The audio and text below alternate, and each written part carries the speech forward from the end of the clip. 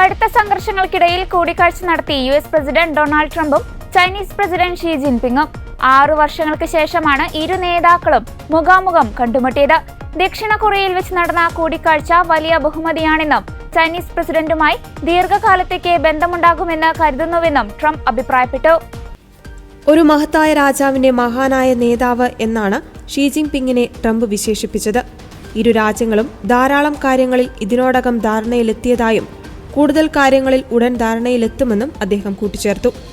താരിഫുകളിൽ 10% കുറവ് വരുത്തൽ, സോയാബീൻ വാങ്ങുന്നത് പുനരാരംഭിക്കൽ, അപൂർവ ഭൗമധാതുക്കളുടെ കയറ്റുമതി സംബന്ധിച്ച തർക്ക വിഷയങ്ങളിൽ ധാരണയിലെത്തൽ എന്നിവ ഉൾപ്പെടെ ഷീ ജിൻപിങ്ങുമായി സാമ്പത്തിക വ്യാപാര രംഗങ്ങളിൽ വിപുലമായ ധാരണയിലെത്തിയതായി ട്രംപ് വ്യക്തമാക്കി. ഇതൊരു ഗംഭീരമായ കൂടിക്കാഴ്ചയായിരുന്നു.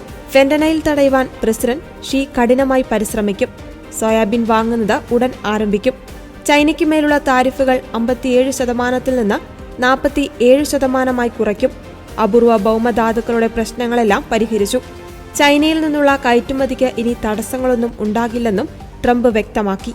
ഇരു രാജ്യങ്ങൾക്കും എല്ലായ്പ്പോഴും ഒരേ അഭിപ്രായമല്ല ഉള്ളതെങ്കിലും പങ്കാളികളും സുഹൃത്തുക്കളുമാകുവാൻ ശ്രമിക്കണമെന്ന് ഷീ ട്രംപിനോട് പറഞ്ഞു.